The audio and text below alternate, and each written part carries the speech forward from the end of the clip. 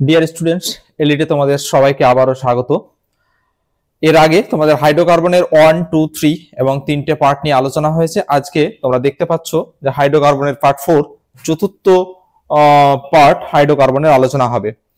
তো শুরুতেই তোমাদের বলে রাখি যে আমরা অ্যালকেন পড়েছি, অ্যালকেনের প্রিপারেশন পড়েছি, যেখানে মূলত অ্যালকেন এবং অ্যালকেনের প্রিপারেশন এবং অ্যালকেনের যে বিভিন্ন ধরনের কেমিক্যাল রিঅ্যাকশনস সেগুলো সম্পর্কে আলোচনা করেছি। এই পার্টে আমরা মূলত আলোচনা করব অ্যালকিন সম্পর্কে, অ্যালকিনের সম্পর্কে, অ্যালকিনের প্রিপারেশনস এবং অ্যালকিনের যে কেমিক্যাল রিঅ্যাকশনস আছে সেইগুলো নিয়ে আলোচনা করব। তো আজকের ক্লাসে তোমাদের মূলত যে বিষয়টা নিয়ে আলোচনা হবে সেটা হচ্ছে যে প্রিপারেশনস অফ অ্যালকিন। বিভিন্ন পদার্থ থেকে আমরা কিভাবে অ্যালকিনের প্রিপারেশন করব সেই সমস্ত বিষয়গুলো নিয়ে আলোচনা করব। অ্যালকিনের স্টেবিলিটি সম্পর্কে জানবো অ্যালকিন বিভিন্ন যে অ্যালকিনের স্ট্রাকচার, সেই স্ট্রাকচারে অ্যালকিনের কার্বন হাইড্রোজেন বন্ড, তারপর অ্যালকিনের পাই বন্ডের ফরমেশনটা কিভাবে হয় সেই সমস্ত বিষয় নিয়ে আলোচনা করব। তাহলে চলো আজকের ক্লাস আমরা শুরু করি। হেই, যদি তুমিও তোমার এক্সাম প্রিপারেশন অনেক সহজ করে তুলতে চাও তাহলে ডেসক্রিপশন বক্সের লিংক থেকে এলিট অ্যাপটি ডাউনলোড করে নাও। সেখানে তুমি প্রতিটি টপিকের ভিডিও লেকচার, স্টাডি ম্যাটেরিয়ালস এবং নোটস, কোয়েশ্চেন অ্যান্সারের সলিউশন, অডিও বুকস এবং বোর্ডের যাবতীয় ইম্পর্টেন্ট আপডেট পেয়ে যাবে। তাই অ্যাপটি ডাউনলোড করতে ভুলো না। তো চলো আবার টপিকে ফিরে যাই। প্রথমেই আমরা দেখতে পাচ্ছি যে অ্যালকিন বলতে আমরা যেগুলো আনস্যাচুরেটেড কম্পাউন্ড, মূলত যেখানে কার্বন কার্বন ডাবল বন্ড দেখতে পাবো তাদেরকেই মূলত আমরা কি বলবো, অ্যালকিন বলবো। ঠিক আছে, প্রথম কি কার্বন কার্বন কার্বন কার্বন দ্বিবন্ধন থাকবে। ঠিক আছে, এবার কার্বন কার্বন দ্বিবন্ধন যদি থাকে তাহলে সেক্ষেত্রে কার্বনের হাইব্রিডাইজেশন, সংকরায়ন অবস্থা, দ্বিবন্ধনযুক্ত কার্বন পরমাণুর সংকরায়ন অবস্থাটা অলওয়েজ sp2 হয়। দ্বিবন্ধনযুক্ত কার্বন পরমাণুর সংকরায়ন অবস্থা sp2, যেখানে একটা s ক্যারেক্টার একটা s কক্ষক এবং দুটো p কক্ষক পরস্পরের সাথে কি ওভারল্যাপিং করে sp2 হাইব্রিড অরবিটাল বা হাইব্রিড কক্ষক তৈরি করবে, যেই কারণে আমরা কি বলবো যে অ্যালকিনের যে কার্বন পরমাণু থাকবে, দ্বিবন্ধনযুক্ত কার্বন পরমাণুর হাইব্রিডাইজেশন sp2 হবে। ঠিক আছে, তারপরে এই দুটো মূলত বেসিক জিনিস, যে কার্বন কার্বন ডাবল বন্ড দেখতে পাবো আমরা। সেক্ষেত্রে মূলত স্ট্রাকচারটা নিয়ে যদি আমরা আলোচনা করি তাহলে দেখতে পাবো যে এইখানে কার্বন আমরা এইভাবে একটা দ্বিবন্ধন দেব, আর তার পাশে বিভিন্ন ধরনের কি থাকতে পারে, গ্রুপ থাকতে পারে। তাহলে কার্বন কার্বন এই যে ডাবল বন্ড, হাইড্রোজেন থাকতে পারে, এখানে কোনো মিথাইল গ্রুপ থাকতে পারে। সাপোজ যদি মিথাইল গ্রুপ থাকে তাহলে এটা CH3, এখানে আবার হাইড্রোজেন দিলাম, এখানে আবার CH3, এখানে আবার হাইড্রোজেন দিলাম, তাহলে এটার নাম হবে বিউটুইন। এটা একটা অ্যালকিন। আবার আমি যদি সিম্পলি এটাকে আমরা লিখি CH2, এটাকে আমরা একটা অ্যালকিন হিসেবে জানবো। এটা একটা অ্যালকিন, এটাকে বলবো আমরা ইথিন বা ইথিলিন। এটাকে কি বলবো, ইথিন বা ইথিলিন। এরকম আরো অ্যালকিনস রয়েছে, যেমন আমরা এটাকে এরকম ভাবে লিখতে পারি CH3 ডাবল বন্ড CH3। এটাকে আমরা একটা অ্যালকিন হিসেবে বলতে পারি। এটাকে বলবো 2 মিথাইল বিউটুইন বলবো। তাহলে এটাকে কি বলবো, 2 মিথাইল বিউটুইন। তাহলে এইভাবে আমরা এই যে দ্বিবন্ধন যুক্ত বিভিন্ন ধরনের অ্যালকিন এইগুলো সম্পর্কে জানবো। এবার আমরা দেখি মূলত অ্যালকিনের যে স্ট্রাকচার বা গঠন। তাহলে এখানে আমরা দেখতে পাচ্ছি যে অ্যালকিনের যে কার্বন কার্বন ডাবল বন্ড রয়েছে, অ্যাকচুয়ালি এই ডাবল বন্ডের ফরমেশনটা কিভাবে হয়, পাশের যে স্ট্রাকচারটা রয়েছে, পাশের যে গঠনটা রয়েছে সেই গঠনটা দেখলে আমরা বুঝতে পারবো। এখানে মূলত কার্বন পরমাণুর যে অরবিটালস গুলো, একটা অরবিটালের কি হেড টু হেড ওভারল্যাপ হয়েছে, আর এখানে আমি কার্বনের ইলেকট্রন বিন্যাস যদি লিখি 1s2 2s2 2p2, তাই তো, তাহলে কার্বনের 2p2। এবার আমরা যদি অরবিটাল গুলোকে আঁকি তাহলে এখানে দেখতে পাচ্ছি মানে বাইরের কক্ষক গুলোকে আঁকছি। ঠিক আছে, তাহলে এখানে এস এ দুটো রয়েছে আর পি তে কটা রয়েছে, পি তে দুটো রয়েছে। তাহলে আমরা দেখতে পাচ্ছি যে এস এ দুটো রয়েছে আর পি তে দুটো রয়েছে। এবার টোটাল কার্বনের 4টে লোভ, 1 2 3 4 4টে লোভ। একই রকম ভাবে এখানে এটা একটা কার্বন, এটাকে আমরা এই যে এইখানটাই এই কার্বনটাকে C1 দিলাম, এই কার্বনটাকে আমরা C2 দিচ্ছি। তাহলে এবার এটা C1, এবার C2 কার্বনের ক্ষেত্রে কি হচ্ছে, একই রকম ভাবে আমরা লিখছি 1s2 2s2 2p2। এক্ষেত্রে আমরা এটাকে কিভাবে লিখব, একই রকম এইভাবে লিখব, এইভাবে লিখলাম।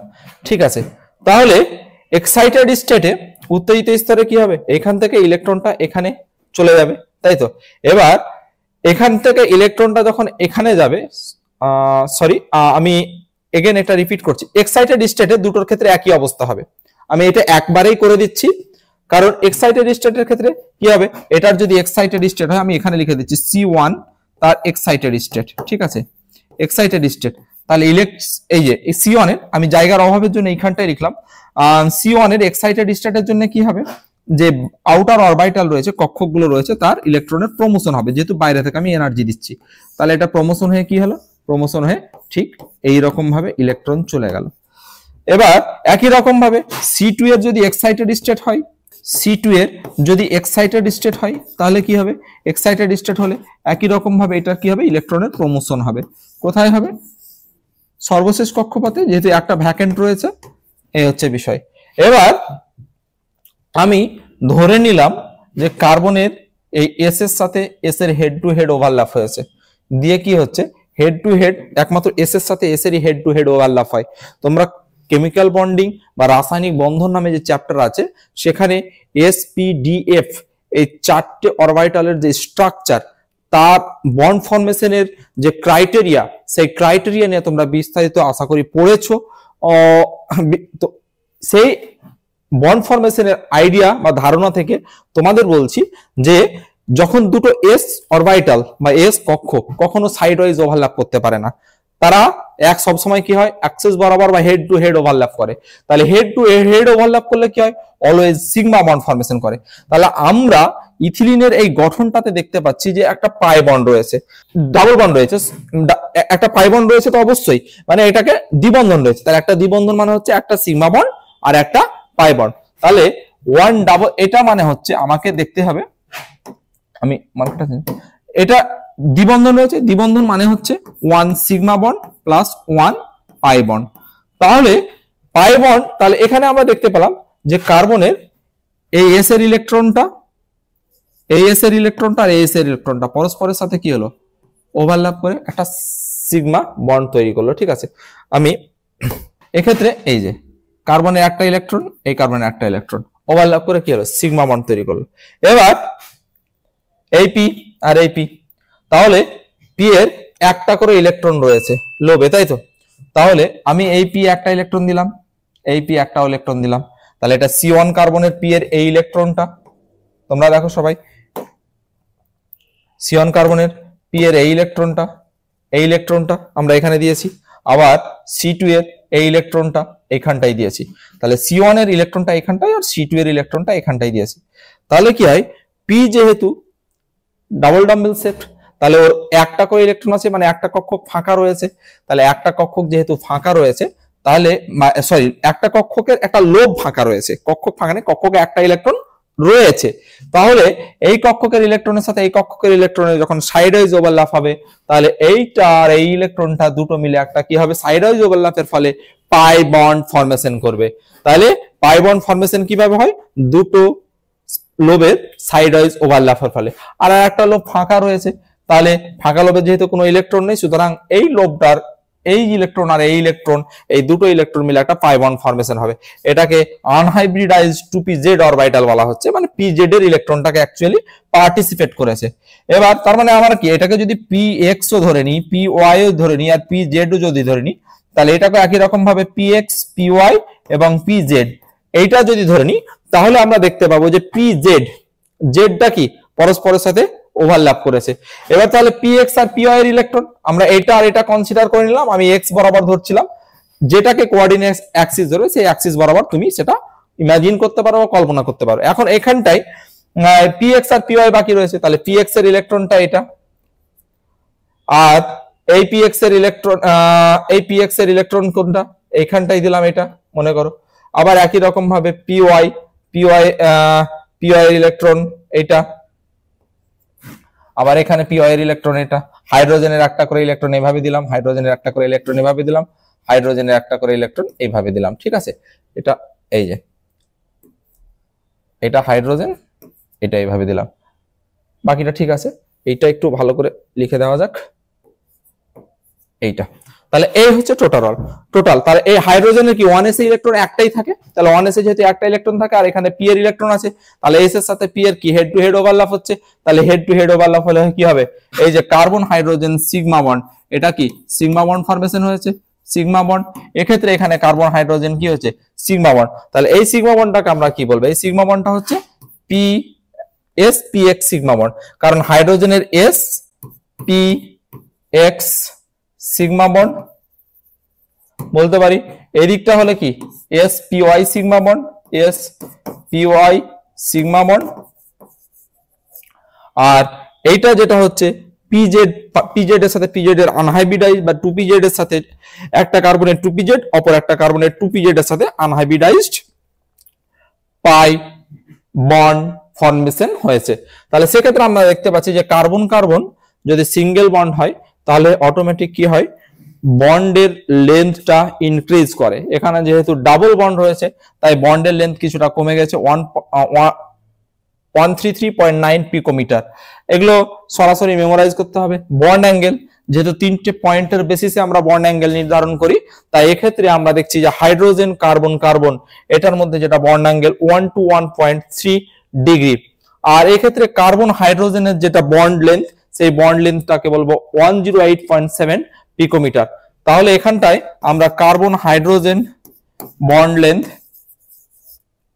লেন্থ সেটা হচ্ছে কার্বন হাইড্রোজেন বন্ড লেন্থটা আমরা 108.7 পিকোমিটার। আবার এখানটায় দেখছি যে HCC বন্ড অ্যাঙ্গেলটা হচ্ছে HCC বন্ড অ্যাঙ্গেলটা হচ্ছে 121.3 ডিগ্রি। আর আমরা এখানে দেখতে পাচ্ছি CC ডাবল বন্ড লেন্থ এটা হচ্ছে 133.9 পিকোমিটার। তাহলে এই ছিল ওভারঅল পুরো বিষয়টা। এরপরে আমরা পরবর্তী বিষয় নিয়ে যাব। অ্যালকিনের স্থিতিশীলতা মূলত হাইড্রোজেনেশনের উপর নির্ভর করে। যার হাইড্রোজেনেশন তাপের মান যত কম তার স্থিতিশীলতা তত বেশি। এক্ষেত্রে আমরা এটা দেখতে পাচ্ছি যে ইথিলিন, আর একটা সহজ করে বলে দিই, আমরা অ্যালকিনের স্থিতিশীলতা নির্ণয়ের ক্ষেত্রে দেখব যে দ্বিবন্ধনযুক্ত কার্বন পরমাণুতে অ্যালকিল গ্রুপের সংখ্যা যত বেশি হবে, সহজ করে বলে দিই তাহলে এটা মাথায় রাখতে হবে, দ্বিবন্ধনযুক্ত কার্বন পরমাণুতে অ্যালকিল গ্রুপের সংখ্যা যত বেশি হবে তার স্থিতিশীলতা তত বেশি হবে। এবার আমরা এখানে দেখি যে এখানে CH2 এটা ইথিলিন, তারপর একটা করে অ্যালকিল গ্রুপ বেড়েছে। অ্যালকিল গ্রুপ মানে আমরা ভেবে নেব আরটা, এই যে আরকে আমরা অ্যালকিল গ্রুপ হিসেবে ডিনোট করেছি, এটা আরটাকে আমরা কি ধরবো, CH3 ধরবো বা C2H5 ধরতে পারি। তাহলে অ্যালকিল গ্রুপটাকে আমরা যেভাবে নিব তার উপর ডিপেন্ড করে কি হবে, স্থিতিশীলতা বা স্টেবিলিটিটা চেঞ্জ হবে। তাহলে এক্ষেত্রে আমরা দেখতে পাচ্ছি যে CH2 এখানে কোনো আর বা কোনো অ্যালকাইল গ্রুপ নেই, এখানে একটু মিস্টেক হয়েছে, এটা RCH হবে, এটা RCH হবে, ওকে, এটা হবে RCH। একই রকম ভাবে এটা ঠিক রয়েছে, এটাও ঠিক রয়েছে, আবার এটা। তাহলে এখানে দেখতে পাচ্ছি নাম্বার অফ অ্যালকিল গ্রুপ সব থেকে বেশি রয়েছে এই চতুর্থ। তাহলে এই যে শেষটা, এটার স্টেবিলিটিটা সবচাইতে বেশি হবে। তার কারণ হচ্ছে যে আমরা যদি একটা অ্যালকিল গ্রুপকে নিয়ে আমরা যদি এই কম্পাউন্ডটা নিয়ে একটু দেখি তাহলে বুঝতে পারবো যে এটার স্টেবিলিটিটা কেন বেশি। ধরো এখানে C ডাবল বন্ড C, এখানে আরটাকে আমরা CH3, আরটাকে মিথাইল গ্রুপ কনসিডার করছি। কি এখানে দেখো তোমাদের মিথাইল গ্রুপ, তাহলে এটাকে আমরা এভাবে লিখতে পারি CH। তাহলে এইরকম ভাবে আমি একটাই লিখছি আর বাকিগুলো লিখছি না, আমি একটাই শুধু দেখাতে চাইছি। তাহলে এটা কি হবে, হাইপার কনজুগেশনে টেক পার্ট করবে। হাইপার কনজুগেশন হলে কি হয়ে যাবে, এটা এখানে আসবে ডাবল বন্ড। তাহলে এই যে নাম্বার অফ ডাবল বন্ডের সংখ্যা ইনক্রিজ করছে, দ্যাটস ওয়াই এটা তুলনামূলকভাবে কম্পারেটিভলি বেশি স্টেবল হবে। ঠিক আছে, তার মানে কি ডাবল বন্ডকে হিট দিয়ে ভাঙার জন্য আমার কি বেশি পরিমাণ তাপ জেনারেট করতে হবে, তাহলে ওটা বেশি স্টেবল কম্পাউন্ড হবে। তাহলে due to hyperconjugation number of double bond increase করছে, কিন্তু এগুলোতে কি কোনো হাইপার কনজুগেশন হওয়ার কোনো চান্স নেই। তাহলে ওই কারণে এইখানটাই কোনো সম্ভাবনা নেই। তাই এক্ষেত্রে যেহেতু number of hyper conjugative hydrogen এখানে কত 3 3 6 9 12, তাহলে টোটাল 12 আলফা হাইড্রোজেন রয়েছে, 12 আলফা হাইড্রোজেন রয়েছে, তাই তো। এখানটায় আবার আমরা যদি দেখি 2r13 মানে 9 আলফা হাইড্রোজেন রয়েছে, এখানটায় আমরা যদি দেখি তাহলে 6 আলফা হাইড্রোজেন রয়েছে, এখানটায় আমরা যদি দেখি তাহলে 3 আলফা হাইড্রোজেন রয়েছে, এখানটায় যদি দেখি কোনো আলফা হাইড্রোজেন নেই। তাহলে নাম্বার অফ আলফা হাইড্রোজেন যত বেশি ইনক্রিজ করবে অ্যালকিনের স্টেবিলিটিটা তত বাড়বে। ঠিক আছে, নাম্বার অফ আলফা হাইড্রোজেন যত বেশি বাড়বে অ্যালকিনের স্টেবিলিটি তত বাড়বে। তাহলে স্টেবিলিটি অর্ডারটা তোমাদের লেখা রয়েছে, এটা তোমরা দেখতে পাচ্ছ যে ইথিলিন সবচেয়ে কম স্টেবল, সবথেকে বেশি স্টেবল হচ্ছে এইটা। এবার আমি একটা জিনিস আলোচনা করব,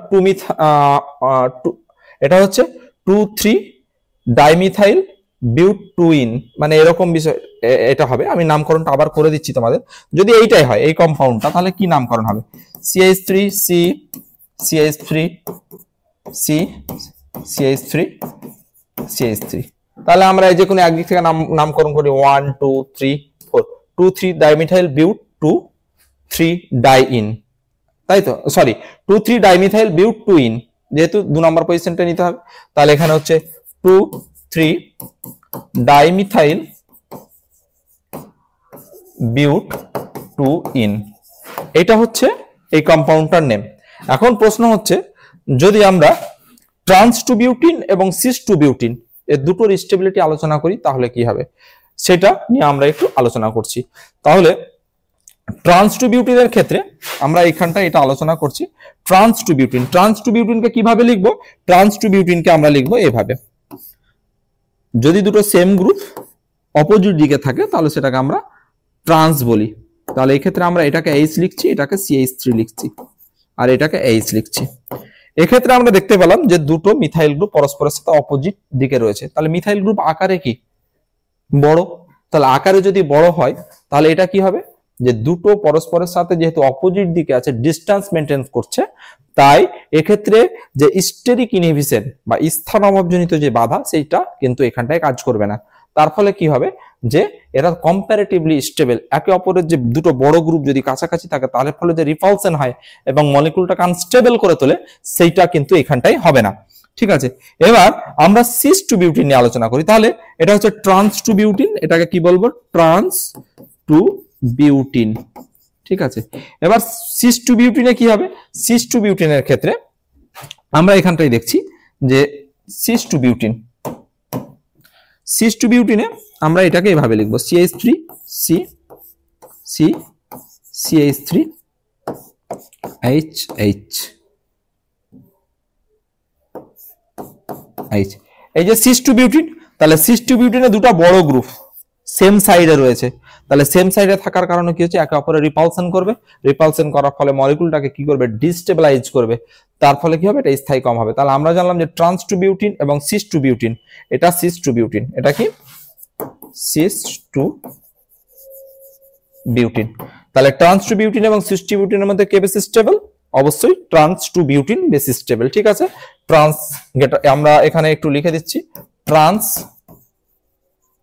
গ্রেটার দেন সিস, এটা যাতে মাথায় থাকে এই দুটো বিউটিনের ক্ষেত্রে। ঠিক আছে, নেক্সট হচ্ছে আমরা অ্যালকিন প্রস্তুতির জেনারেল মেথড নিয়ে আলোচনা করব। অ্যালকিন প্রস্তুতির জেনারেল মেথডে প্রথমে আমরা যে বিষয়টা নিয়ে আলোচনা করব সেটা হচ্ছে হাইড্রেশন রিঅ্যাকশন। সেটা কি, ডিহাইড্রেশন রিঅ্যাকশন নিয়ে আলোচনা করব, নট হাইড্রেশন, ডিহাইড্রেশন রিঅ্যাকশন নিয়ে আলোচনা করব। ডিহাইড্রেশন রিঅ্যাকশন, তারপর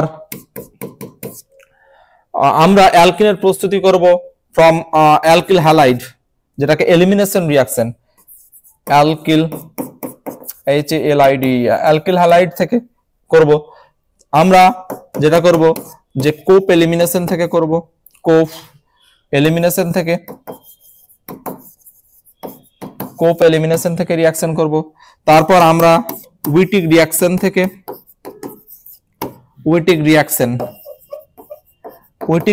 থেকে আমরা কি করব, যেটা অ্যালকিনের প্রিপারেশন করব। তারপর আমরা যেটা জানবো যে ভিসিনাল ডাইহ্যালাইড থেকে কিভাবে প্রিপারেশন করা যায়, ভিসিনাল ডাইহ্যালাইড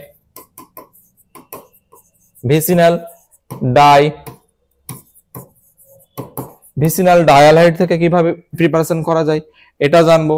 তারপর আমরা অ্যালকিল হ্যালাইড করলাম, অ্যালকিল হ্যালাইড থেকে আমরা সেগুলো যে এলিমিনেশন রিঅ্যাকশনের মাধ্যমে কিভাবে অ্যালকিন করা যায় সেগুলো নিয়ে বিস্তারিত আলোচনা করব।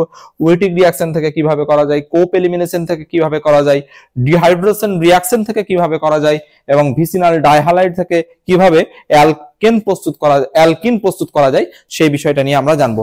আমরা অ্যালকিনের প্রিপারেশন মেথডের যে ডিটেইলস সেটা নিয়ে এবার আমরা আলোচনা করব।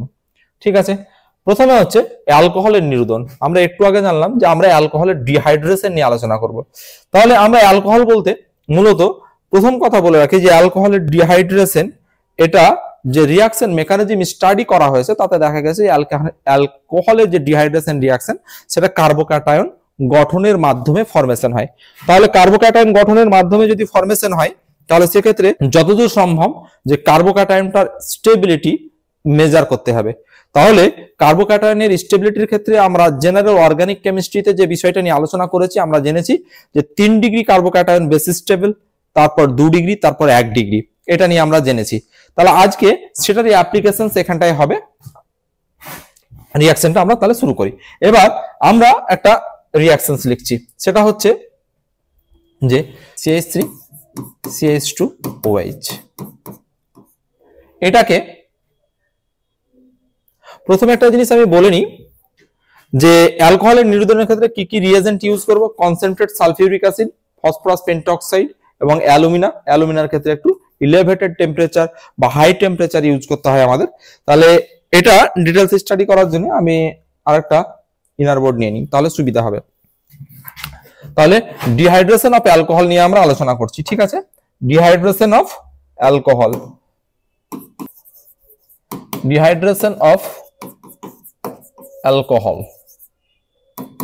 ডিহাইড্রেশন অফ অ্যালকোহলে প্রথমে আমরা সিম্পল একটা এক্সাম্পল নিয়ে শুরু করি। CH3 CH2OH, আমরা সবাই এটার নাম জানি, এটা কি ইথাইল অ্যালকোহল। এটা হচ্ছে ইথাইল অ্যালকোহল। ঠিক আছে, এটা ইথাইল অ্যালকোহল। এটা কনসেন্ট্রেট H2SO4 এর সাথে রিঅ্যাকশন করাবো। কার সাথে? Concentrate H2SO4, 170 degree centigrade temperature, 170 degree centigrade উষ্ণতায়। তাহলে এখানে কি উৎপন্ন হবে? The product will be CH2 ethylene. তাহলে এর মেকানিজমটা যদি স্টাডি করি তাহলে আমরা দেখতে পাবো যে কনসেন্ট্রেট H2SO4 এটা অ্যাসিড ক্যাটালাইজড একটা রিঅ্যাকশন। আফটার রিঅ্যাকশন এবং বিফোর রিঅ্যাকশন এবং আফটার রিঅ্যাকশন অ্যাসিডটা কি অবিকৃত অবস্থায় থাকবে, অ্যাসিডটা এখানে যেটা হচ্ছে যে ক্যাটালিসিস হিসেবে আমরা ইউজ করবো। তাহলে সেক্ষেত্রে আমরা কি মেকানিজমটা যদি দেখি, মেকানিজম মানে হচ্ছে বিক্রিয়ার ক্রিয়া কৌশল, মানে বিক্রিয়াটা কিভাবে সম্পন্ন হয়। তাহলে প্রথমে আমরা রিয়েজেন্ট হিসাবে এখানে আমরা রিয়েজেন্ট হিসাবে কনসেন্ট্রেট অ্যালকোহল নিয়েছি। তাহলে এখান থেকে CH3 CH2OH ethyl alcohol. Concentrate sulphuric acid কি করবে? কনসেন্ট্রেট সালফিউরিক অ্যাসিড, আমরা যে কনসেন্ট্রেট সালফিউরিক অ্যাসিডটা নিয়েছি সেই সালফিউরিক অ্যাসিড বিয়োজিত হয়ে কি হয়? H+ প্লাস HSO4 মাইনাস, এটা তৈরি করে। তাহলে এটা প্রোটন সোর্স হিসেবে কাজ করছে। তাহলে এই প্রোটন সোর্সটা কি করবে? রিঅ্যাকশন করবে। এখানে অক্সিজেনের যে লোন পেয়ার আছে এইখানটায় গিয়ে অ্যাটাক করলো। তাহলে এই যে প্রোটন, এই প্রোটনের যে ভ্যাকেন্ট অরবিটাল রয়েছে এই লোন পেয়ারটা সেই ভ্যাকেন্ট অরবিটালে গিয়ে ডোনেট করে। তার ফলে কি হয়? এটা ফার্স্ট স্টেপে CH3 CH2OH এইটা হয়ে গেল। এবার অক্সিজেনের মাথায় প্লাস, অক্সিজেন একটা ইলেকট্রোনেগেটিভ এলিমেন্ট, ওর ইলেকট্রন ঘাটতি থাকবে, সে কখনোই এটা চাইবে না। তাই না চাওয়ার কারণে কি হবে? এইখান থেকে সে জল নিয়ে বেরিয়ে যাবে। তাহলে জল নিয়ে যদি বেরিয়ে যায় তাহলে as a living group CH3 CH2 এইখানটায় একটা প্লাস চার্জ অ্যাপিয়ার করলো। এবার কার্বনের মাথায় প্লাস চার্জ, মানে এটা কার্বোক্যাটায়ন। তাহলে কার্বোক্যাটায়ন যদি হয় তাহলে কার্বোক্যাটায়ন কি করবে? কার্বোক্যাটায়নের ক্ষেত্রে আমরা যেটা দেখতে পাবো সেটা হচ্ছে যে এই যে বিটা পজিশন, এটা রেসপেক্টে এটা হচ্ছে বিটা পজিশন, এটা রেসপেক্টে এটা বিটা পজিশন। তাহলে বিটা পজিশন থেকে আমরা এই CH3 হাইড্রোজেনটাকে একটু গুছিয়ে লিখব, মানে একটু স্ট্রাকচারাল ওয়েতে লিখব। তাহলে এইটা লিখলে কি হবে? এই বন্ডটা এইখানটায় শিফট করবে, শিফট করার ফলে কি হবে? এটা H+ হিসাবে বাইরে বেরিয়ে যাবে, বাইরে বেরিয়ে গিয়ে এখানে CH2 এখানে এই ইথিলিনটা এভাবে প্রডিউস হলো। এখন এখানে আমরা দেখতে পেলাম যে ইথিলিনটা প্রডিউস হলো, এখানে একটা কার্বোক্যাটায়ন তৈরি হয়েছিল। এই কার্বোক্যাটায়নটা যথাসম্ভব এটাকে স্টেবিলিটি গেইন করাতে হবে, যদি অপশন থাকে, আর না থাকলে তো কিছু করার নেই, ন্যাচারালি যা প্রোডাক্ট হওয়ার বিটা হাইড্রোজেন সেখান থেকে এলিমিনেশন হয়ে H+টা বাইরে বেরিয়ে যাবে। এবার রিঅ্যারেঞ্জমেন্ট কিভাবে হয় তার একটা আমি এক্সাম্পল দিয়ে আমি বুঝিয়ে দিচ্ছি। তাহলে সেকেন্ড হচ্ছে, যেমন আমরা একটা অ্যালকোহল নিচ্ছি, যেটা হচ্ছে যে CH3 এবার CHOH CH3, আমরা এই অ্যালকোহলটা নিয়েছি, ঠিক আছে।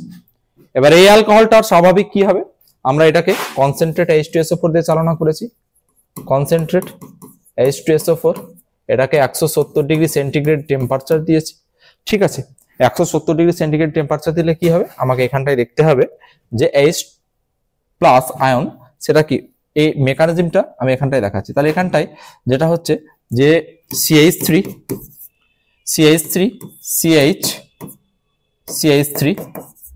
CHOH, এটা হচ্ছে CH3। এবার এখানটা H+ রয়েছে, H+ কি করলো? তার লোন পেয়ারটা হাইড্রোজেনের ফাঁকা কক্ষে ডোনেট করলো, আলটিমেট কি তৈরি হলো? CH3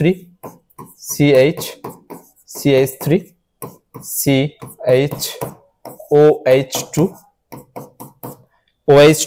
এবার এখানটায় এটা হচ্ছে CH3, ঠিক আছে। এবার আমরা এখানটায় দেখতে পাচ্ছি যে ও এর মাথায় প্লাস, তার মানে কি ও একটা ইলেকট্রোনেগেটিভ এলিমেন্ট, তার মাথায় প্লাস, এটা ঠিক থার্মোডাইনামিক্যালি ফেভার করবে না, তাই এখান থেকে কি হবে? এই বন্ডটা নিয়ে বেরিয়ে যাবে, দিয়ে একটা stable compound as a water এখান থেকে এলিমিনেট হবে। এলিমিনেট হওয়ার পরে কি হবে? আমরা যেটা পাবো সেটা হচ্ছে CH3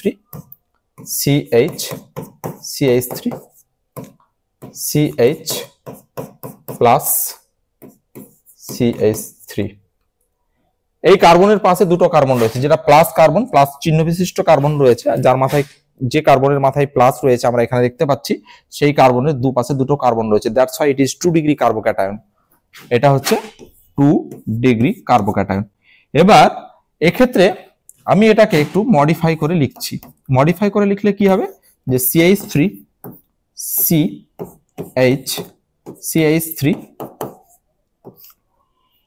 এক্ষেত্রে এটা হচ্ছে CH3। এখানে দুটো জিনিসের পসিবিলিটিজ আছে। কি কি দুটো জিনিসের পসিবিলিটিজ আছে? একটা হচ্ছে হাইড্রাইড শিফট, একটা হচ্ছে মিথাইল শিফট। এখন কোনটা শিফট করবে? আমি যদি এখান থেকে আমি হাইড্রাইড এখানে শিফট করাই, তাহলে প্লাস চার্জটা এই কার্বনের মাথায় অ্যাপিয়ার করবে। তাহলে আমি দুটো অপশনই তোমাদের করে দেখাচ্ছি। তাহলে এক্ষেত্রে যদি হাইড্রাইড শিফট হয়, তাহলে হাইড্রাইড শিফট হলে কি হবে? হাইড্রাইড শিফট হলে এটা আমার দেখতে এরকম হবে, CH3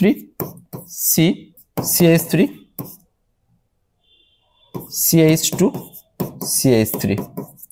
তাহলে প্লাসটা এখানটাই হলো, তাহলে এটা ক ডিগ্রি কার্বোক্যাটায়ন হলো? এটার পাশে মোট 3টে কার্বন রয়েছে, এটা হচ্ছে 3 ডিগ্রি। আবার এক্ষেত্রে যদি মিথাইল শিফট হয়, মিথাইলটা এখানটা শিফট করি, এটা আমরা লিখবো CH3 মিথাইল শিফট। তাহলে মিথাইল শিফট যদি হয়, তাহলে মিথাইল শিফটের ক্ষেত্রে আমরা এটা কিভাবে লিখবো? CH3 CH2 CH3 CH3। তাহলে প্লাসটা এখানে আসছে, তাহলে এটার পাশে দুটো কার্বন রয়েছে, তাহলে এটা হচ্ছে 2 ডিগ্রি, এটা হচ্ছে 3 ডিগ্রি, এটা হচ্ছে 2 ডিগ্রি। তাহলে আমরা এখানে দেখতে পাচ্ছি যে এটা হচ্ছে 3 ডিগ্রি, এটা হচ্ছে 2 ডিগ্রি, তাহলে 3 ডিগ্রি বেসিস স্টেবল। তাহলে 3 ডিগ্রি যেহেতু বেসিস স্টেবল, তাহলে এবার বিষয় হচ্ছে যে এর পাশে রেসপেক্টে এটা হচ্ছে বিটা হাইড্রোজেন, এটা হচ্ছে বিটা হাইড্রোজেন। কোন হাইড্রোজেনটা থেকে যাবে এটা মাথায় রাখতে হবে। যেটা হচ্ছে সবচাইতে অধিক প্রতিস্থাপিত, মানে নাম্বার অফ মিথাইল গ্রুপ সব থেকে যেখানে বেশি থাকবে সেই হাইড্রোজেনটা বা সেই বিটা হাইড্রোজেনটা সেখান থেকে আমরা এলিমিনেট করব।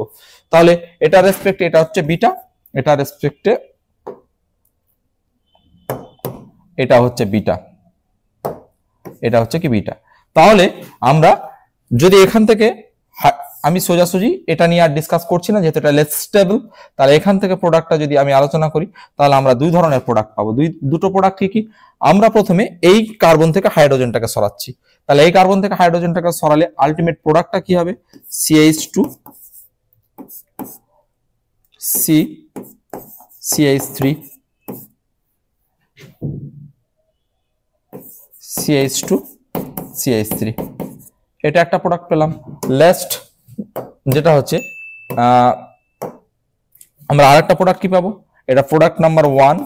আর প্রোডাক্ট নাম্বার 2 এ কি পাবো? প্রোডাক্ট নাম্বার 2 এ আমরা যেটা পাবো যে CH3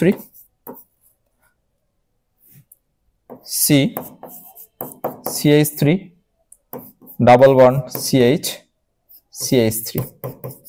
এবার আমরা এই দ্বিবন্ধনযুক্ত কার্বন পরমাণুটাকে ফলো করব। Sorry, C double bond CH, ঠিক আছে।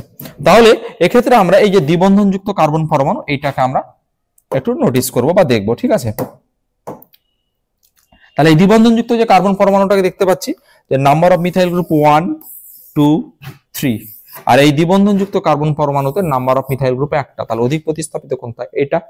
তাহলে এই অ্যালকিনটা যেহেতু অধিক প্রতিস্থাপিত, তাহলে এটা হবে মেজর প্রোডাক্ট। এটা কি হবে? Major product. আর এটা হবে মাইনর প্রোডাক্ট, ঠিক আছে। তাহলে এই ছিল ডিহাইড্রেশনস অফ অ্যালকোহল এর রিঅ্যাকশনস, এটা আমরা জানলাম। তাহলে এটার ক্ষেত্রে মেজর প্রোডাক্টটাকে আমরা এভাবে লিখে দিই যে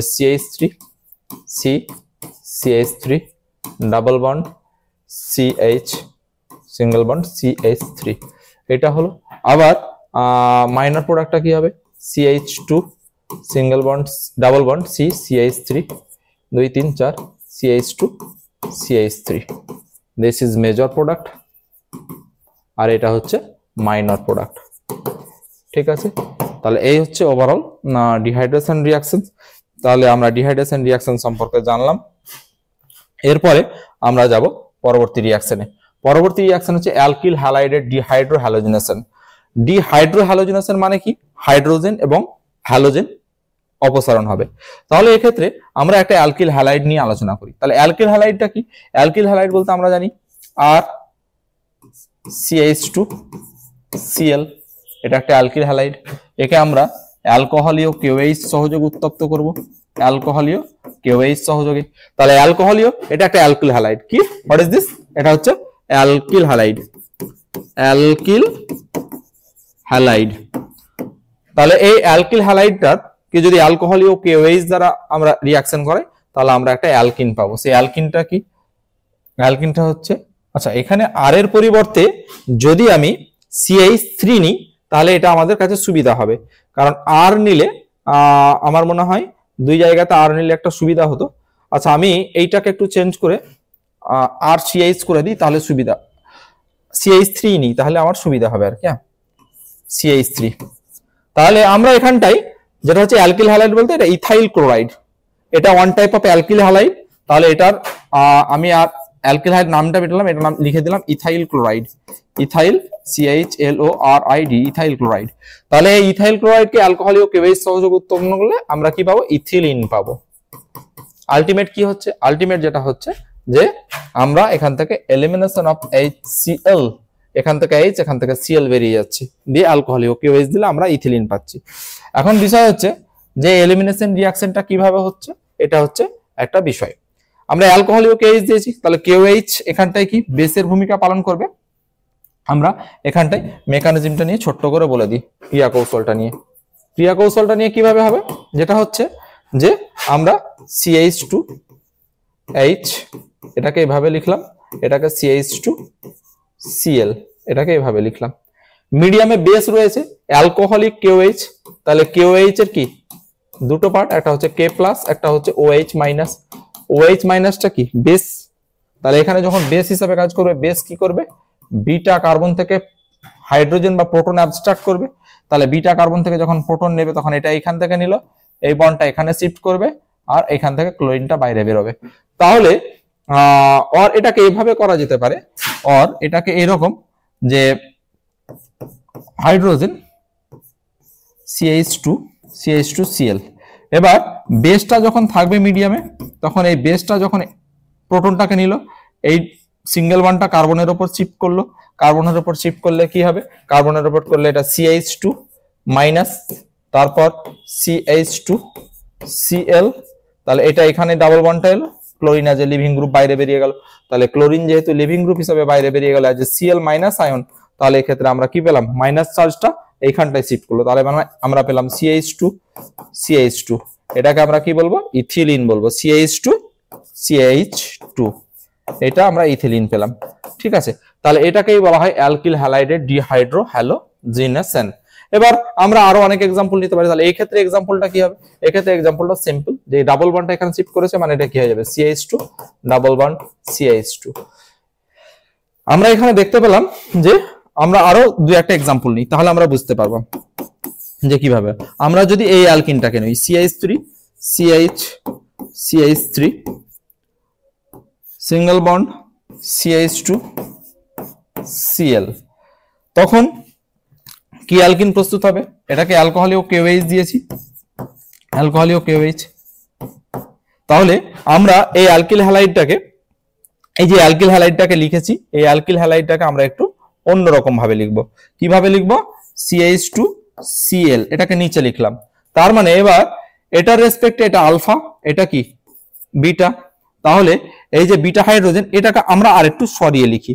তাহলে এই কম্পাউন্ডটা আগে কি লিখেছি তোমরা সবাই দেখেছো, এই হাইড্রোজেনটাকে আমরা এইভাবে লিখলাম। তাহলে সহজ করে যদি আমরা বলে দিই, তাহলে এখান থেকে কি করব, আমরা HCl কে বাইরে বার করে দেব। HCl কে বাইরে বার করে দিলে প্রোডাক্ট যেটা হবে যে CH3 ডাবল বন্ড CH2, তাহলে এটা আমরা 2 মিথাইল প্রোপিন পাচ্ছি। এই কম্পাউন্ডটার নাম কি, 2 মিথাইল প্রোপিন। ঠিক আছে, এই 2 মিথাইল প্রোপিন। তাহলে এটা ছিল অ্যালকিল হ্যালাইডের ডিহাইড্রো হ্যালোজেনেশন। নেক্সট হচ্ছে যে ইথানলীয় NOH এর তুলনায় KOH অধিক দ্রাব্য, ফলে ইথানলীয় KOH এই বিক্রিয়ায় বেশি কার্যকরী। তার মানে কি, আমরা যখন অ্যালকিল হ্যালাইডের ডিহাইড্রো হ্যালোজেনেশন করব তাহলে ইথানলীয় NOH এর পরিবর্তে KOH ব্যবহার করি। কেন KOH ব্যবহার করি, কারণ ইথানলীয় KOH এই বিক্রিয়ায় বেশি কার্যকরী ভূমিকা পালন করে, বেশি ইফেক্টিভ রোল প্লে করে। এবার পটাশিয়াম টারসিয়ারি বিউটক্সাইড CH3CO-K+,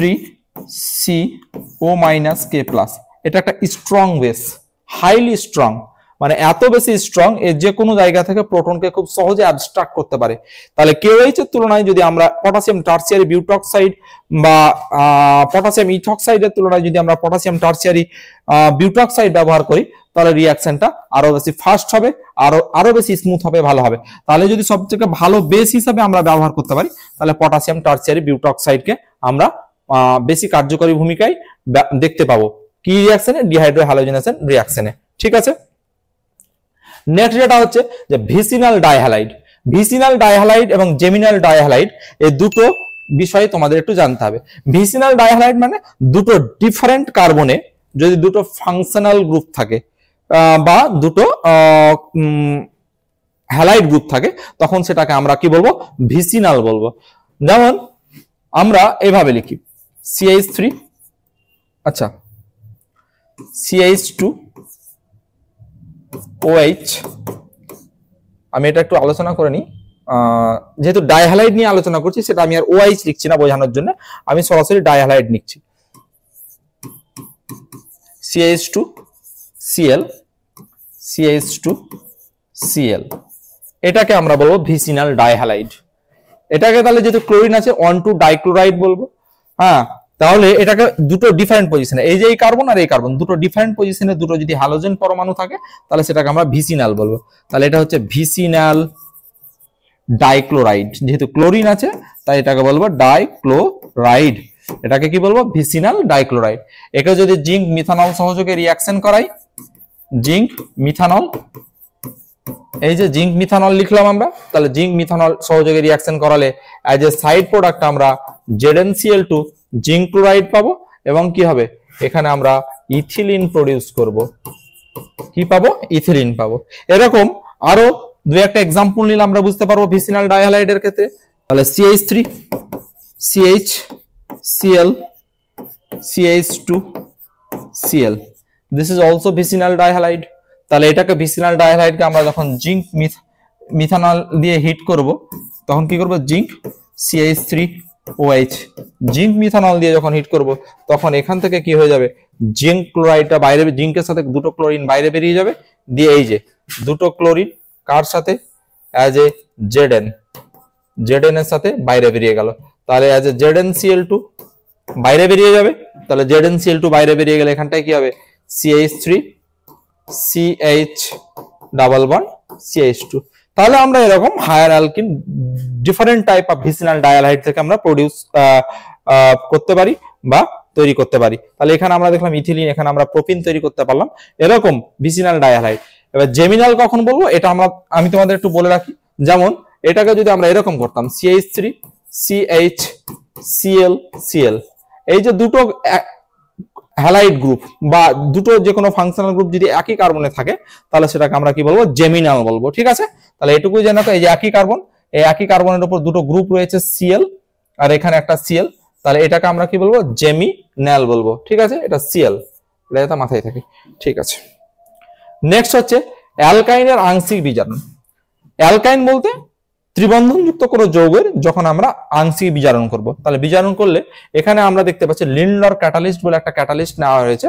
সেই লিন্ডলার অনুঘটকের ক্ষেত্রে আমরা যেটা হচ্ছে পার্সিয়াল রিডাকশন করি, আংশিক বিজারণ করি।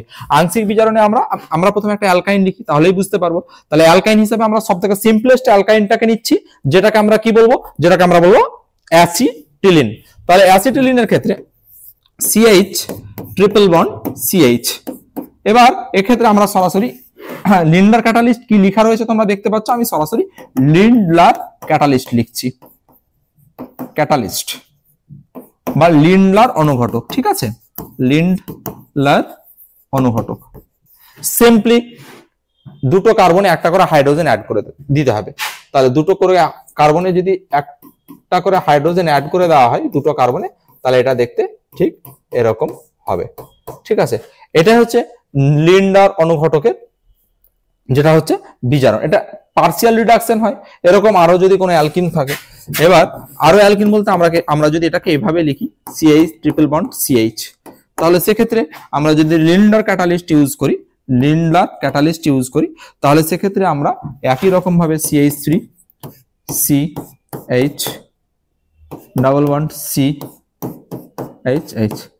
ঠিক আছে, এক্ষেত্রে মনে রাখতে হবে যে সিস হাইড্রোজেনেশনের যে হাইড্রোজেনেশনটা হয় তাহলে সিস হাইড্রোজেনেশন হয়, মানে হাইড্রোজেনের অ্যাডিশনটা ডাবল বন্ডেড কার্বনের একই দিকে হয়, দুটো ডিফারেন্ট দিকে হয় না, এটা যাতে মাথায় থাকে। তাহলে সিস হাইড্রোজেনেশন হয়। তাহলে আমি যদি এই হাইড্রোজেনটাকে ধরে নিই, তাহলে দুটো হাইড্রোজেন কি একই দিকে হয়েছে, তাহলে এটাকে সিস হাইড্রোজেনেশন বলা হয়। এটাকে স্টিরিওকেমিস্ট্রি ডায়াগ্রাম দিয়ে লিখলে বেশি সুবিধা হয়। আমি একটা সহজ এক্সাম্পল দিয়ে দিচ্ছি। যদি এভাবে লেখা থাকে, আমি একটু দেখিয়ে দিই,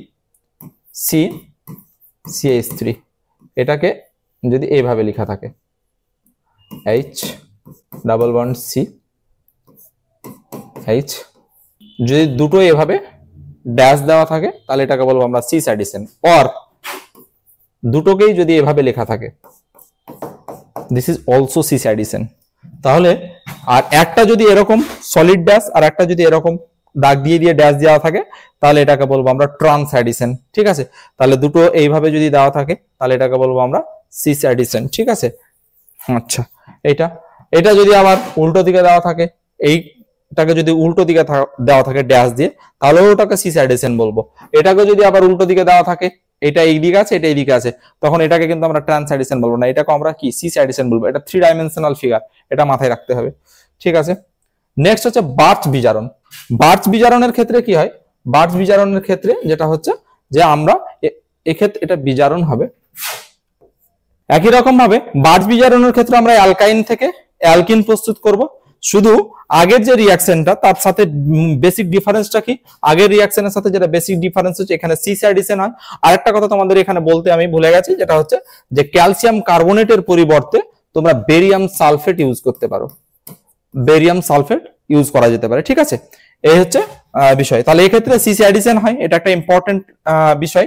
এটা বা সিস হাইড্রোজেনেশন হয়, এটা আমরা মাথায় রাখবো। হাইড্রোজেনেশনও বলা যেতে পারে, অ্যাডিশনও বলা যেতে পারে।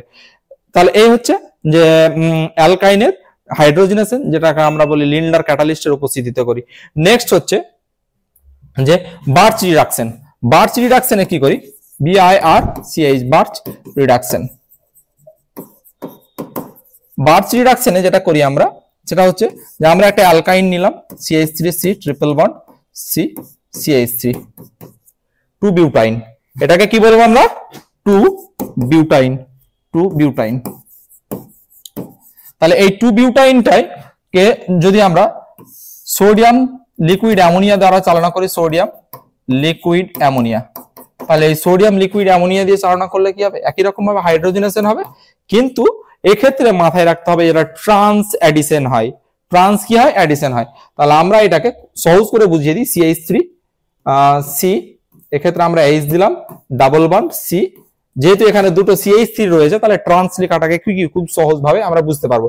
এই যে দুটো হাইড্রোজেনকে দুটো ভিন্ন দিকে রেখে দিলাম, এটাকে বলবো আমরা ট্রান্স অ্যাডিশন। ঠিক আছে, তাহলে ট্রান্সের ক্ষেত্রে যদি হাইড্রোজেনটাকে সঠিকভাবে দেখাতে চাই, তাহলে আমরা কি বলবো? যেহেতু হাইড্রোজেনের অ্যাডিশন হচ্ছে, তাহলে হাইড্রোজেনকে একটাকে সলিড লাইন, একটাকে ড্যাশ লাইন দিয়ে যদি লেখা হয়, তাহলে সেক্ষেত্রে সেটাকে ট্রান্স অ্যাডিশন হিসেবে মেনশন করবো। ঠিক আছে, তাহলে এটাকে আমরা ট্রান্স অ্যাডিশন। এখানে আর বিস্তারিত কিছু নেই। বার্চ বিজারণ করলে, যে কোনো অ্যালকাইনের বার্চ বিজারণ করলে আমরা এক্ষেত্রে আমরা ট্রান্স অ্যাডিশন হয়। কি হয়? ট্রান্স অ্যাডিশন হয়। এক্ষেত্রে এখানে আর বিশেষ কিছু নেই। এটার মেকানিজম আছে, তো মেকানিজমটা জানাটা খুব মনে হয় না যে জরুরি, তারপরও এখন মানে নিট IIT এসবের ক্ষেত্রে এই মেকানিজমটা খুব গুরুত্বপূর্ণ। তো আমি যেহেতু ক্লাস 11 এর সিলেবাসটাকে সামনে রেখে ফোকাস করছি, তাই এক্ষেত্রে এটা মেকানিজম বার্চ রিডাকশন তোমাদের জন্য নট নেসেসারি, মেকানিজমটা নট নেসেসারি। ঠিক আছে, নেক্সট হচ্ছে অ্যালকোহল কেওএইচ সহযোগে অ্যালকিল হ্যালাইডকে উত্তপ্ত করলে অ্যালকিন এবং অপনয়ন বনাম প্রতিস্থাপন। এক্ষেত্রে আমরা কি কি করব? দেখো, অ্যালকিল হ্যালাইডের যখন আমরা ডিহাইড্রো হ্যালোজেনেশন করছি, তখন যেটা হচ্ছে যে ডিহাইড্রো হ্যালোজেনেশন হওয়ার পর কোনো কোনো ক্ষেত্রে অ্যালকিন উৎপন্ন হবে, কোনো কোনো ক্ষেত্রে কি হবে? ইথার উৎপন্ন হয়। এটা খুব ইম্পর্টেন্ট। তাহলে আমরা যে কোনো একটা অ্যালকিল হ্যালাইড নিই, ধরো CH3 CH2 Cl, এটাকে যখন অ্যালকোহলীয় KOH সহযোগে বা ইথানলীয় KOH, আমরা এটা এভাবে লিখি, ইথানলীয় KOH, ইথানলীয় KOH সহযোগে যখন উত্তপ্ত করব, ইথানলীয় KOH, এটাকে আমরা এভাবে লিখতে পারি C2H5OH KOH। ঠিক আছে, তাহলে KOH একটা স্ট্রং বেস। স্ট্রং বেসের ক্ষেত্রে এখানে ইথানলীয় KOH দুরকম ভূমিকা পালন করবে।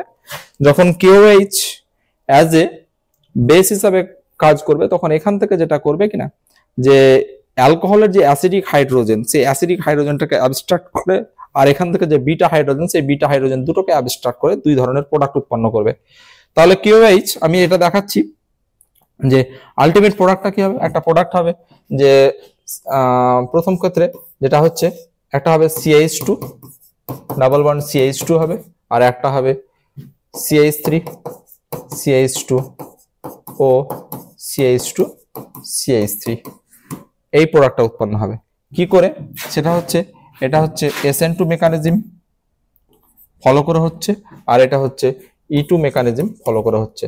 দুটো মাথায় রাখতে হবে। ঠিক আছে, এবার E2 মেকানিজম কি, SN2 মেকানিজম কি, এগুলো তোমাদের করানো আছে আগের ক্লাসে, তোমরা এটা দেখতে পারো। ঠিক আছে, এটা একটা বিষয় হলো। তাহলে অ্যালকোহলীয় KOH সহযোগে অ্যালকিল হ্যালাইডকে উত্তপ্ত করলে অ্যালকিন এবং ইথার উৎপন্ন হয়। তাহলে কি ভাবে অ্যালকিন এবং ইথার উৎপন্ন হবে সেটা আমি দেখালাম। এখানে একটু মেনশন করা প্রয়োজন আছে যে কিভাবে নিউক্লিওফাইলটা জেনারেট হয়। এখানে OH আছে, KOH থেকে OH টা আসছে, আচ্ছা C2H5OH, এবার কি হচ্ছে, এখানে OH আছে, এই বেসটা কি করবে, অ্যাসিডিক হাইড্রোজেনটাকে নিয়ে নিল, অ্যাসিডিক হাইড্রোজেনটাকে নিয়ে কি তৈরি করবে, C2H5O-, আর এটাকে এভাবেও লেখা যেতে পারে CH3CH2O-। তাহলে এটা কি নিউক্লিওফাইল, নিউক্লিওফাইল এখানে লিভিং গ্রুপ আছে, সরাসরি এই জায়গাটায় অ্যাটাক করবে।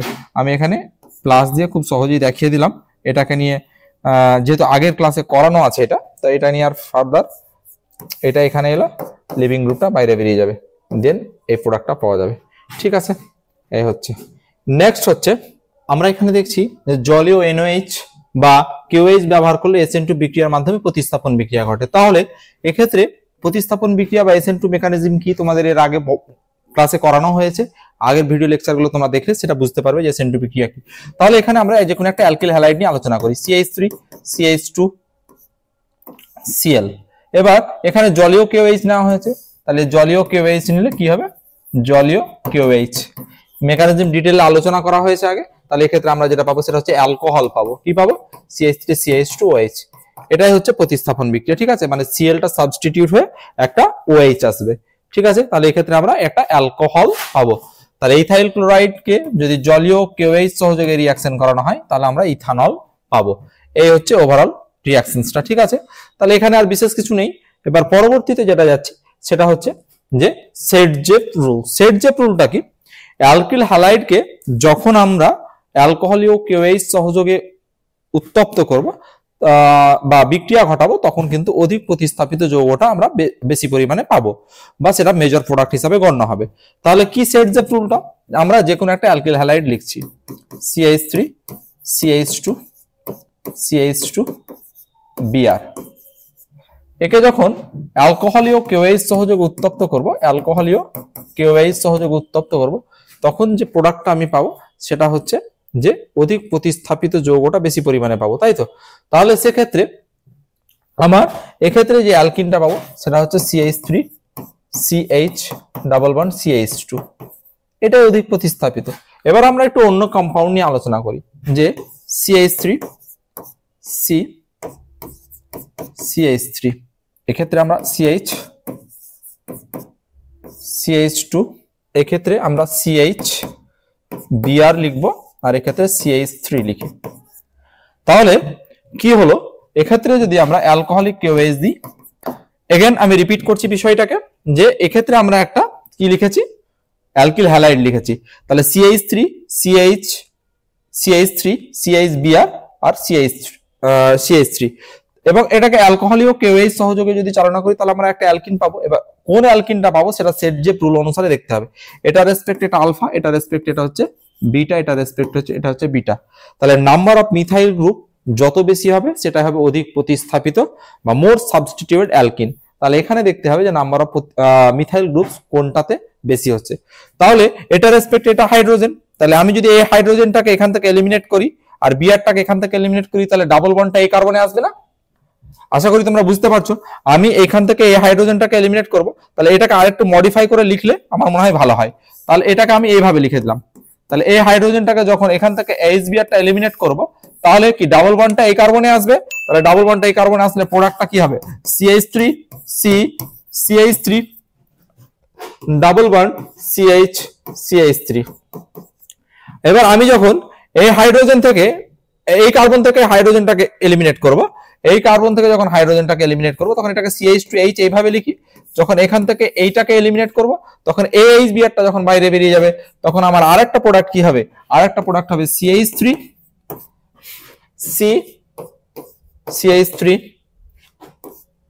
Single bond CH double bond CH2।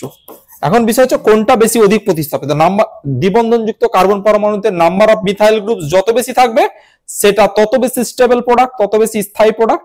এটা আমরা কি অ্যালকিনের স্থায়িত্বের আগেই জানলাম। তাহলে এখানে কি দ্বিবন্ধনযুক্ত কার্বন পরমাণুতে এখানে একটা মিথাইল গ্রুপ, এখানে একটা মিথাইল গ্রুপ, দুটো, এখানে একটা তিনটা, আর এখানে কটা 1 2 দুটো মিথাইল গ্রুপ। তাহলে দ্বিবন্ধনযুক্ত সরি এখানে কোনো মিথাইল গ্রুপ নেই, সরি এই কার্বন এইটাতে কোনো মিথাইল গ্রুপ নেই।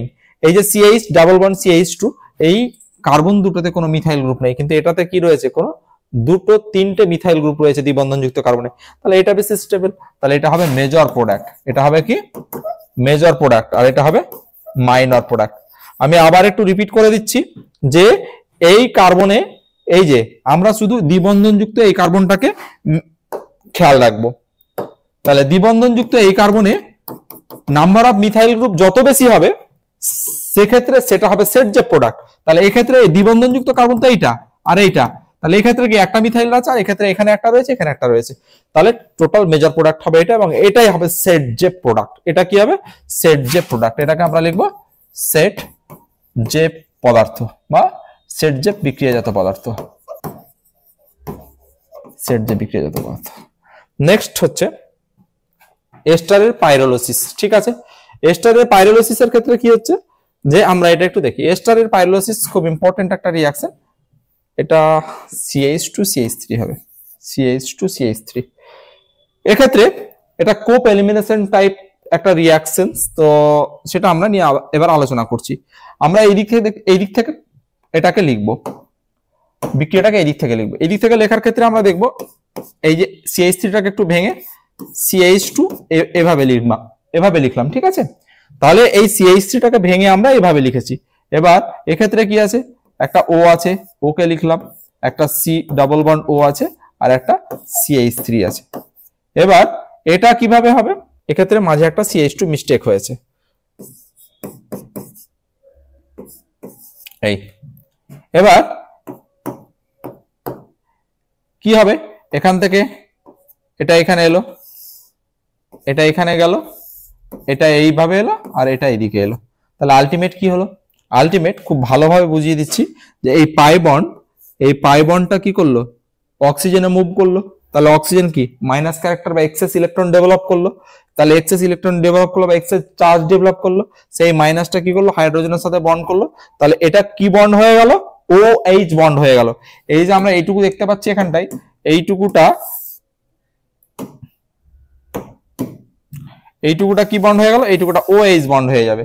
আর এখান থেকে এই বন্ডটা এখানে শিফট করলে এটা হয়ে যাচ্ছে এই ইথিলিন। আমরা এখানটায় এই ইথিলিনটাকে দেখতে পাবো। তাহলে এখান থেকে এই বন্ডটা এখানে শিফট করলো, তার মানে এটা হয়ে গেল CH2 ইথিলিন হয়ে গেল। আবার তাহলে বাকি কম্পাউন্ডটা কি হলো, বাকি কম্পাউন্ডটা হলো CH3।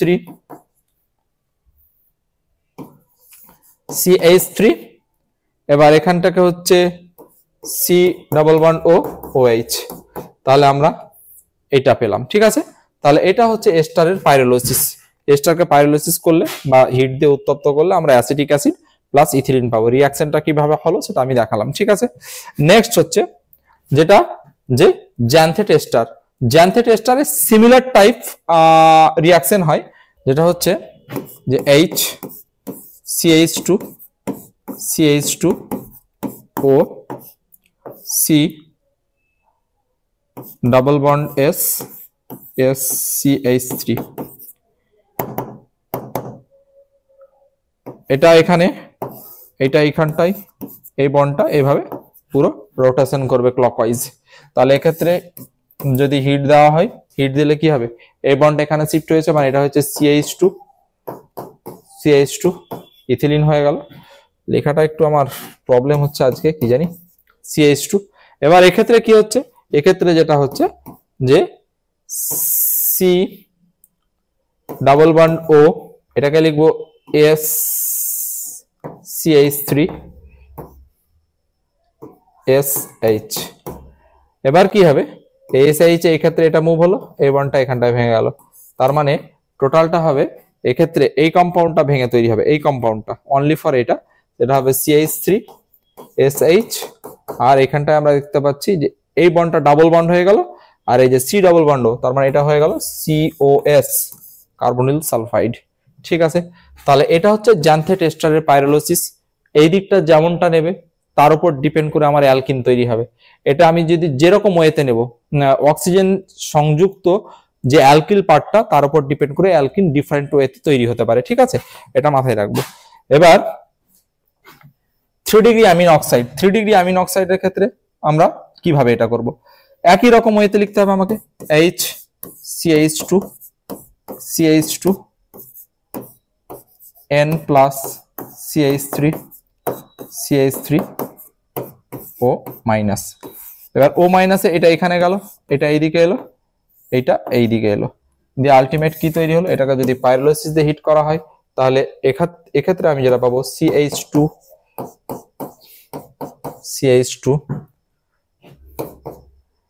CH3 NOH। তাহলে আমরা এই অ্যালকিনের প্রিপারেশন মেথড এতগুলো জানলাম, আমরা হফম্যান এলিমিনেশন জানলাম, আরো বিভিন্ন বিষয় সম্পর্কে হফম্যান জানান সেটজেপ নিয়ম সম্পর্কে জেনেছি। পরবর্তী ক্লাসে আমরা হফম্যান এলিমিনেশন সম্পর্কে জানবো। তাহলে আমরা যতগুলো রিয়াকশন নিয়ে আলোচনা করলাম তা মূলত পাইরোলাইসিস রিয়াকশন আলোচনা করলাম, আমরা আলোচনা করেছি জ্যান্থেট এস্টারের পাইরোলাইসিস, এস্টারের পাইরোলাইসিস, সেটজেপ রুল সম্পর্কে জেনেছি।